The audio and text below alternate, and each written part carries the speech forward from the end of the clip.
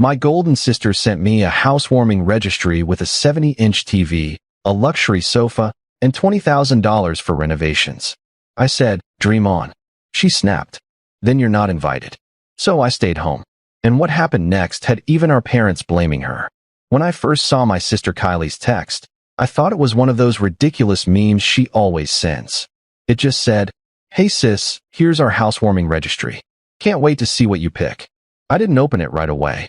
I was at work, buried in emails, and honestly, I rolled my eyes and assumed it was something lighthearted. Maybe a little wish list on Amazon with a few kitchen things or a throw blanket. She and Sean had just moved into Grandma Dolores's house a few weeks before. That house had been sitting empty since the spring, and it still smelled like mothballs and lemon cleaner last I checked. But later that evening, after I poured myself a glass of wine, I remembered her message and finally clicked the link. I swear I sat there with my mouth open for a full minute. It wasn't a regular registry. It wasn't even a wish list. It was more like a corporate-level, meticulously organized hyperl spreadsheet with categories labeled essential luxury and must-haves before the holidays. There were columns for item names, prices, preferred colors, and even expected delivery windows. It had everything from a $6,000 leather sectional to a $1,200 standing mixer in some custom metallic color. A designer floor lamp that cost more than my first car. And right in the middle of the spreadsheet between the kitchen and living room tabs was one labeled cash support. That's where I found it. Bolded highlighted suggested donation toward renovation fund. $20,000. And then the note underneath. Amanda, we're counting on you for this one. I actually said nope out loud. I closed the laptop and sat back trying to process what the hell I just saw. This wasn't a wedding registry. This wasn't even a baby shower. This was Kylie and Sean moving into a house they got for free. And somehow I was expected to bankroll their HGTV fantasy. I should have ignored it. Let it sit. But I couldn't. I called her that night. She answered like nothing was weird. Started talking immediately about paint colors, the price of quartz countertops, and how she'd finally found the perfect chandelier for the foyer. I listened, biting my tongue, and then asked her directly if she was being serious with the registry. He said she was like, it was the most natural thing in the world, said that I always helped, that I had more than enough and it was just money, that she and Sean were building their life and needed support from people who care. I told her I wasn't sending a dollar. Not one, he didn't yell. She didn't cry. He just said flatly, "Then you're not invited," and hung up. I stared at my phone for a long time after that. Not because I was surprised. Honestly, Kylie's always had a streak of entitlement, but because it was the first time she'd been that blunt about it, like I was some ATM with a sisterly nickname.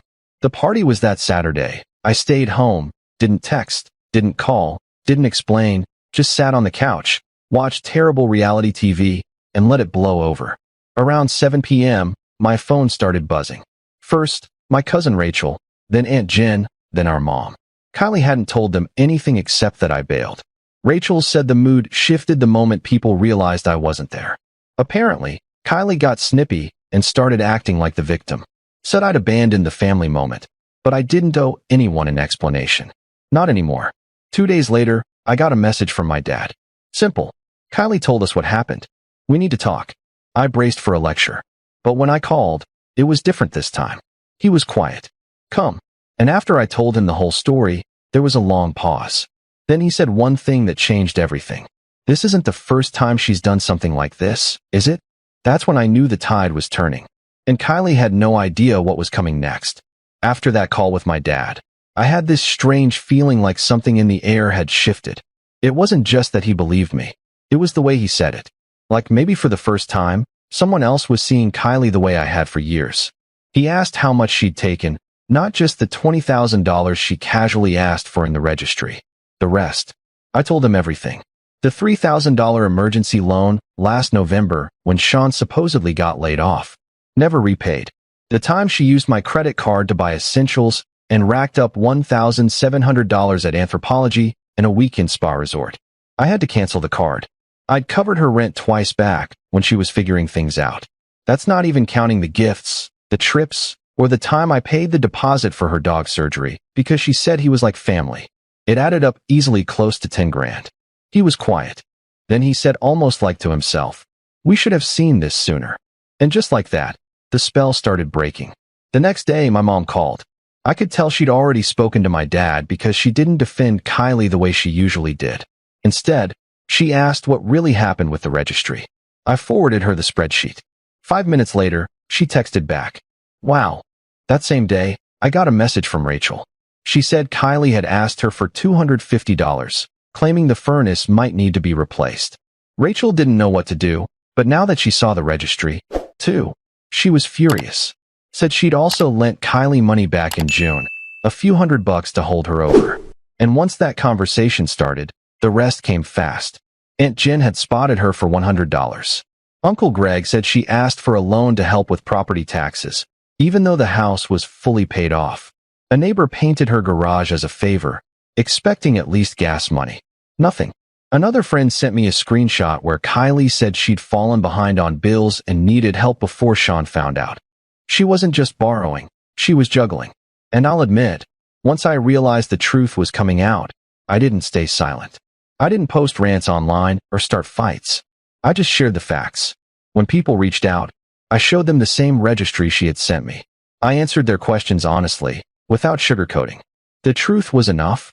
Kylie had always gotten away with this because no one compared notes. She kept people isolated, making everyone believe she was desperate, broke, and alone.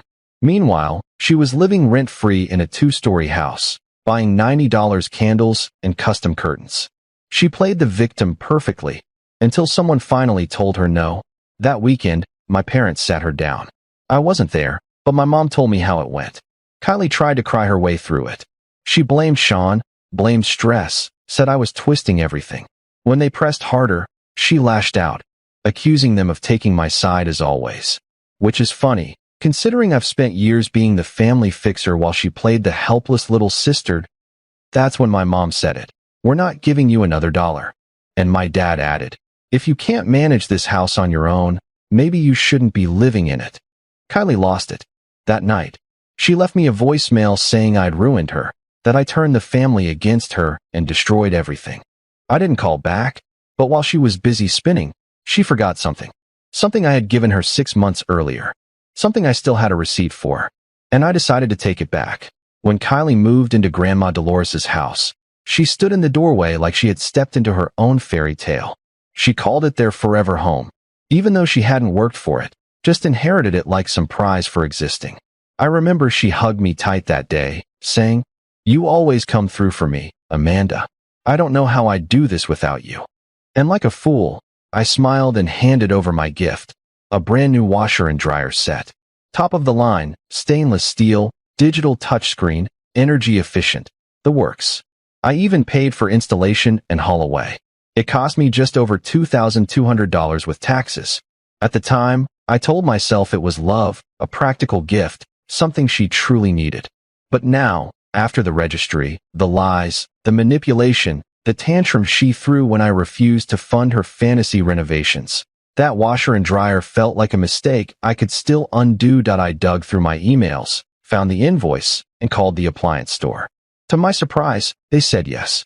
Their policy allowed retrieval and store credit if the item was under warranty, in good condition, and purchased within the year. So, I scheduled the pickup point 3 days later. I showed up with the delivery truck. Not out of spite, but out of principle. She hadn't earned it, and I was done giving. When we pulled up, Kylie's car wasn't in the driveway, but Sean's was. He opened the door and just stared at me for a moment. He didn't even ask what I was doing. I calmly told him the washer and dryer were still in my name, that I had the receipt, and the store had approved the pickup. Without a word, he stepped aside. The movers went in, disconnected everything, wrapped the cords, secured the units, and rolled them straight out the door. I thought maybe Sean would get upset or try to talk me out of it.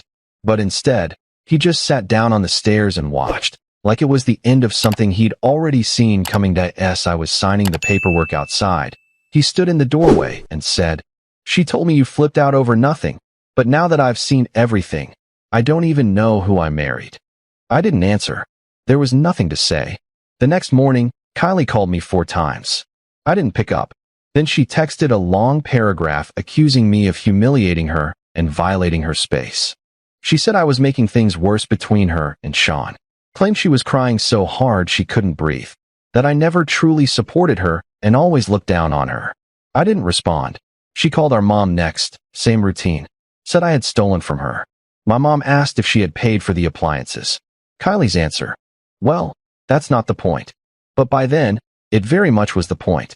Because it wasn't just about the washer and dryer anymore. It was the moment the illusion cracked that by the end of that week, Sean moved out.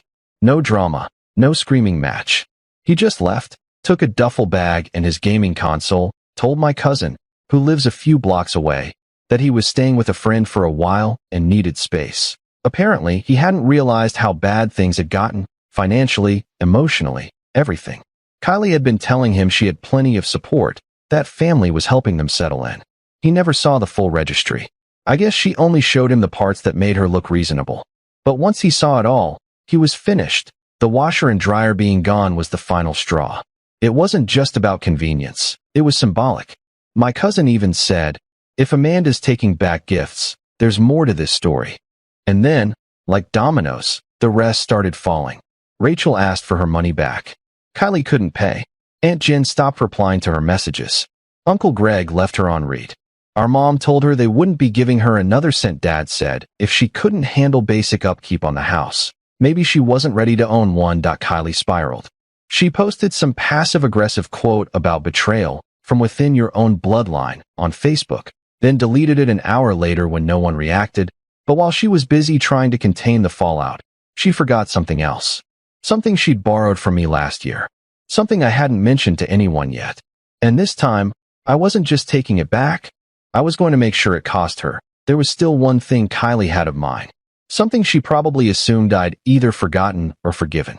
But I hadn't done either. Last year, she had called me during a work meeting, nearly hysterical, saying her car had broken down and Sean couldn't get to work. She claimed the timing belt had snapped. The mechanic wouldn't release the car without full payment, and she didn't have the money. That I remember stepping out into the hallway and wiring her $1,800 before I even finished my coffee. She promised to pay it back in 60 days. A year later, she hadn't returned a cent. When I brought it up, she acted confused, said she thought it was a gift. Oh my God, I totally forgot about that. I hadn't forgotten. So, I filed a small claims suit quietly. No threats, no warning. I printed the bank transfer, our texts, and the mechanic's invoice, put them in a folder, and dropped it at the courthouse. She was served on a Tuesday. I know because she left me 2 voicemails, first yelling, then crying. She called me heartless, compared me to Mom, but never apologized. The next day, Rachel told me something bigger. Sean thought his name was on the house deed. Kylie had told him she added him after the wedding. She hadn't. The house was only hers, and worse, she'd secretly taken out a $50,000 home equity loan. Sean found the paperwork by accident, realized he'd been lied to, and walked out with a bag and his console. No fight, no note. Just gone. When Kylie reached him, he told her he knew about the loan, that he didn't trust her, then hung up. The next morning, she called me. Said she missed me, that things got out of hand, but still no real apology. While I was staring at her voicemail, I got another call. This time from Grandma Dolores's lawyer. He explained that in Grandma's original will, there was a clause no one paid much attention to. If the heir proved financially irresponsible, the house could transfer to the next named successor, me. With Kylie missing payments on that $50,000 loan, the clause was back in play. If the bank foreclosed, or if I pursued it, the house could legally become mine. The same house she bragged about, demanded money for, lied to her husband over.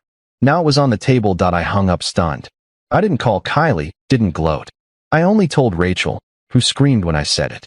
Meanwhile, Kylie was unraveling fast. After Sean filed for separation, Kylie started posting cryptic things online.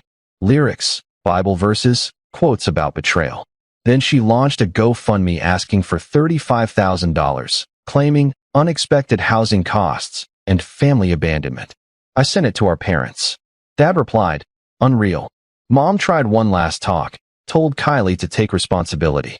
Kylie hung up mid-sentence. Meanwhile, I sat with the legal option to take her house. A week later, she texted an apology, sort of. Said she missed me. I thought about the nearly $10,000 I'd spent on her, the holidays I'd covered, the favors, the furniture, even the dog sitting. Then I remembered Grandma's words. Kindness isn't free. You pay for it with your time, your energy, sometimes your peace. And I realized I'd already paid enough.